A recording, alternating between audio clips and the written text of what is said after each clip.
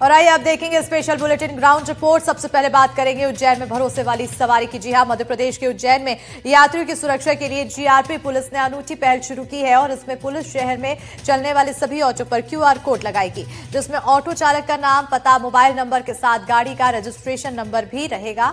इससे ऑटो में बैठने वाले यात्रियों को ऑटो चालक की जानकारी मिल सकेगी और इससे यात्रियों की सुरक्षा पर भी कहीं ना कहीं बरकरार देखने को मिलती है। रेलवे पुलिस द्वारा हमारी सवारी भरोसा वाली टैग के साथ ये योजना चलाई जाएगी और खास बात यह है कि यह अभियान अनिवार्य नहीं है। ऑटो चालक अपनी मर्जी से ये क्यूआर कोड लगवा सकते हैं और इस योजना के चलते अब तक 500 ऑटो चालकों ने जीआरपी पहुंचकर फॉर्म भरे हैं।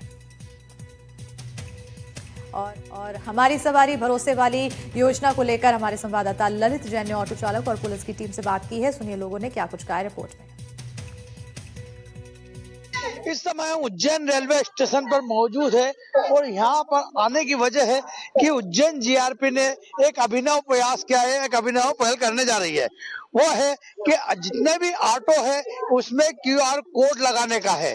उसका तात्पर्य है कि उज्जैन में प्रतिदिन करीब 1 लाख श्रद्धालु आते हैं, यहाँ पर यात्रियों आते हैं। वो अधिकांश ऑटो से ही रेलवे स्टेशन और बस स्टैंड से जाते हैं। इसीलिए जीआरपी एसपी शुक्ल ने इसके लिए प्रयास किया है कि यहाँ जितने भी ऑटो है उन पे क्यूआर कोड लगाया जाए। उस क्यूआर कोड को कोई भी स्कैन करेगा तो ऑटो चालक और ऑटो का पूरा रिकॉर्ड आ जाएगा। ये क्या है योजना, जीआरपी ऐसे ही कुशवाहा जी से बात करेंगे। कुशवाहा जी, क्या है योजना और अभी तक क्या शुरुआत हुई है इसमें और कब से लागू होगी, कुछ पता है? मान्यवर हमारे पुलिस अधीक्षक महोदय रेल इंदौर श्री पद्मलोचन शुक्ल साहब की एक पहल है और ये एक अनूठी और यात्रियों को सुरक्षा की, भरोसे की गारंटी का एक जज्बा है ये उनकी तरफ से, जिसको हम लागू करने वाले हैं बहुत जल्दी उनके निर्देशन में। और उनका ऐसा मानना है कि आदमी सुरक्षित अपने घर जाए और ऑटो वालों को भी इनकी मजदूरी मिल जाए, इनके भी बच्चे पलते रहें और इनका रिकॉर्ड भी अच्छा रहे। इसलिए कि क्यूआर कोड स्कैन किया है, जिसमें इनकी क्यूआर कोड इनके ऑटो पे चस्पा किया जाएगा, जिसको आधार पे जो भी पैसेंजर आएगा, बाहर से कहीं से भी आएगा, बाबा महाकाल की नगरी है या साक्षात महाकाल विराजमान है, तो उसमें वो क्यूआर कोड को स्कैन करेंगे। उसमें इनकी ऑटो वाले का पूरा नाम, इनका पता, mobile number, auto number, emergency number, अगर कोई हरकत करता है तो उसमें इमरजेंसी नंबर रहेगा, तो कोई भी आदमी उसमें अपने को पुलिस को फोन कर सकता है कि मेरे साथ ऑटो वाला ये कर रहा है। इनका उसमें आपराधिक रिकॉर्ड भी रहेगा। जो आपराधिक रिकॉर्ड वाले रहेंगे वो उनको हम एंट्री देंगे नहीं स्टेशन पे, वैसे ही जिससे अपने जो बाहर से पैसेंजर आते हैं बाबा महाकाल की नगरी में, उनको सुरक्षा और व्यवस्था अच्छी मिले। यहाँ पर कोई ऑटो चालक भी मौजूद है, हम उनसे बात करेंगे कि ये जो क्यूआर कोड लगाया जा रहा है इनसे इनको क्या लाभ मिलता है। क्या शुभ नाम था आपका? प्रकाश माली। माली जी, ये जो जीआरपी क्यूआर कोड लगा रही है ये योजना क्या है आप? ये योजना ये है कि ये बताते हैं कि ये अच्छा रहेगा ऑटो के लिए। और जैसे कोई 420 जो लोग रहते हैं उनके सुनते चलाते हैं, सामान यात्री का आता है वो चले जाता है। इससे आप खुश हो? हाँ, तो हम हमारे लिए बहुत अच्छा है ये। क्या नाम था आपका? मुकेश जायसवाल। आप भी ऑटो चलाते हैं? बिल्कुल।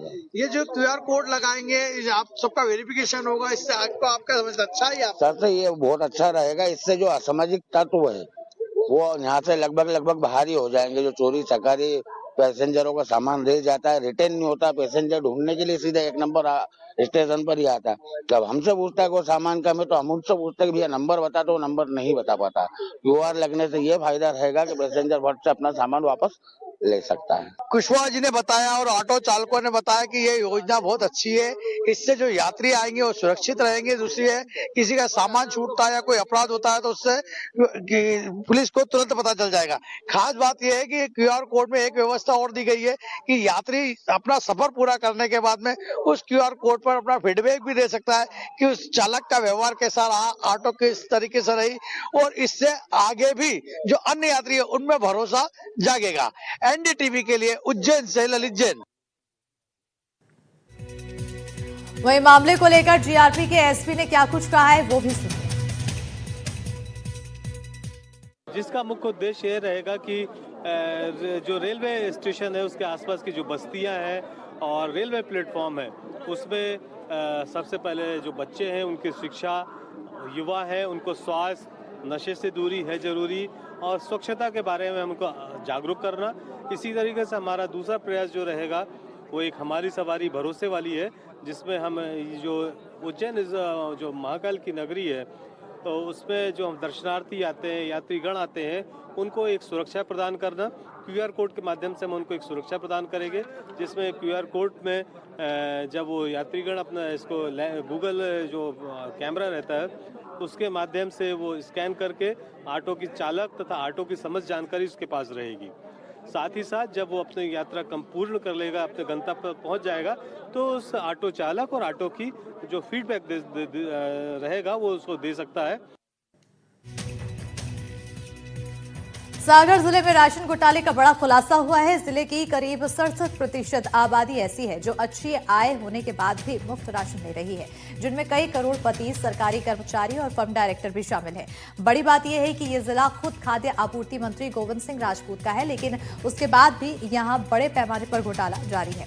जांच में खुलासा होने के बाद करीब 4,500 लोगों को नोटिस जारी किया गया। सार्वजनिक वितरण प्रणाली में चल रहे इस फर्जीवाड़े ने शासन की कल्याणकारी योजनाओं की विश्वसनीयता पर सवाल खड़े कर दिए हैं। और राशन घोटाले को लेकर सुनिए पूरी खबर हमारे संवाददाता हनी दुबे की इस रिपोर्ट में।